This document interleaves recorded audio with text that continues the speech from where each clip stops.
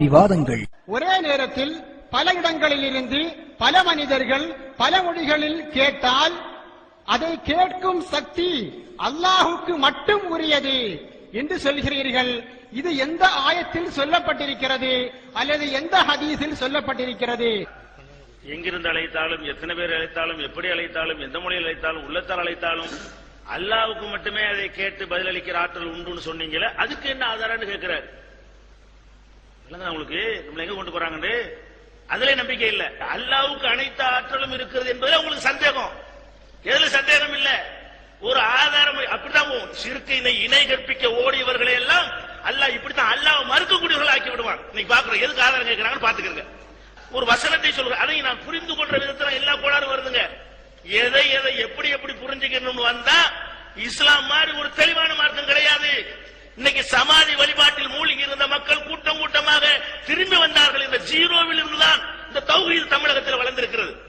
இன்னொரு விஷயத்தை நான் ஒரு முக்கியமான விஷயமாக வைக்கிறேன். குர்ஆன் இருக்கிறது. இந்த குர்ஆன் நாம் எல்லோரும் நம்பி இருக்கிறோம். லா ரைப ஃபீஹி, இதிலே சந்தேகம் கிடையாது. ஆனால் இந்த குர்ஆன் அல்லாஹ்விடத்திலிருந்து வந்தது என்பதற்கு என்ன ஆதாரம் இருக்கிறது? சொல்லுங்கள் பார்ப்போம். குர்ஆன் தானங்க, இது புகாரில இருக்கு, அதுல இருக்கு, இதுல இருக்கு. இந்த குர்ஆன் தான் எல்லாத்துலயும் இருக்குது. அல்லாஹ் இடத்துல வந்து என்ன ஆதாரம்? இஜ்மா தான். எனக்கு எங்க அப்பா அம்மா சொன்னாங்க, நண்பர்கள் சொன்னாங்க, அவங்களுக்கு அவங்க அப்பா சொன்னாங்க, நண்பர்கள் சொன்னாங்க. அந்த குர்ஆன் ஒரு புள்ளி கூட மாறாம இருக்கிறது. சங்கைக்குரிய பெருமக்களே, இதையெல்லாம் நாம் பார்க்கிறோம், ஆய்வுகிறோம். முஸ்லிம்கள் எல்லோரும் அதை குர்ஆன் என்று சொல்கிறார்கள். இதுதான் குர்ஆன். குர்ஆன் அல்லாஹ்வுடைய வேதம் என்பதற்கு என்ன ஆதாரம் கேட்டாங்களா? நம்மள்ட்ட கேட்கிறாங்க. குர்ஆன் அல்லாஹ்வுடைய வேதம் என்பதற்கு என்ன ஆதாரம்? அவங்க என்ன விளங்கி இருக்கிறாங்கன்னா, நம்ம அப்பா மாட்டெல்லாம் குர்ஆன் சொன்னா அதனாலதான் குர்ஆன் நம்புறோம்னு நினைச்சிட்டு இருக்காங்க. அப்படி அல்லாஹ் சொல்லவே இல்லை. அல்லதீன இதா ذுக்கிரு பி ஆயாத்தி ரப்பிஹிம் லம் யഖிரு அலைஹா சும்மம் உமியானா. அல்லாஹ்வுடைய வேத வசனங்களை கொண்டு அறிவுரை சொல்லப்பட்டால் குருட்டுத்தனமாக செவிட்டுத்தனமாக விடமாட்டார் என்று சொல்றான். நீங்க வேண்டாம் அப்பா மாட்டேன்னு சொன்னதை வைத்து குர்ஆன் என்று நம்பலாம்.